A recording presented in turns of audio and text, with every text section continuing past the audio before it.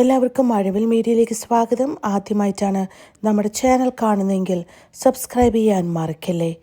6-ാം മാസത്തിൽ അനാഥാലയത്തിൽ ഉപേക്ഷിച്ച പെറ്റമ്മയെ തേടി 42 വർഷങ്ങൾക്ക് ശേഷം മകളെത്തി. മകളെ കണ്ട് കുറ്റബോധത്തിൽ വിങ്ങിപ്പൊട്ടി അമ്മ.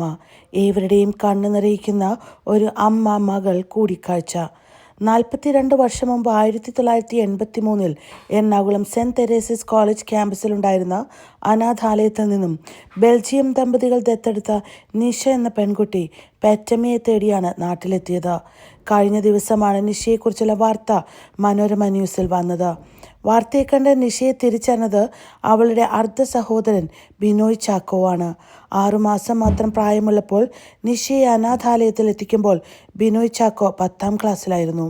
ബിനോയ് ചാക്കോയാണ് തൃശ്ശൂരിലെ ഒരു വയോജന കേന്ദ്രത്തിലുള്ള അമ്മയുടെ അടുത്തേക്ക് നിഷയെ കൊണ്ടുപോയത്. മറ്റൊരു വഴിയുമില്ലാതെ തനിക്ക് ഉപേക്ഷിക്കേണ്ടി വന്ന മകളുടെ മുഖത്തേക്ക് ഒന്ന് നോക്കാൻ പോലും ആ അമ്മയ്ക്ക് ആദ്യം കഴിഞ്ഞില്ല. കണ്ട ഓർമ്മ പോലുമില്ലാത്ത തൻ്റെ പെറ്റമ്മയെ കുറച്ചു നേരം നോക്കി നിന്ന നിഷ പിന്നീട് അവരെ കെട്ടിപ്പിടിച്ച് പൊട്ടിക്കരഞ്ഞു. കണ്ടു നിന്നവരുടെ വരെ കണ്ണ് നിറഞ്ഞു പോയ മനോഹരമായ നിമിഷം. കൊതി തീരും വരെ അവൾ അമ്മയെ കണ്ട് സംസാരിച്ചു. ഭർത്താവ് യോസിനെയും മകൾ രായയെയും അവൾ അമ്മയ്ക്ക് പരിചയപ്പെടുത്തി. താൻ തിരിച്ചു വരുമെന്ന് ഉറപ്പ് നൽകിയാണ് നിഷ അവിടെ നിന്നും മടങ്ങിയത്.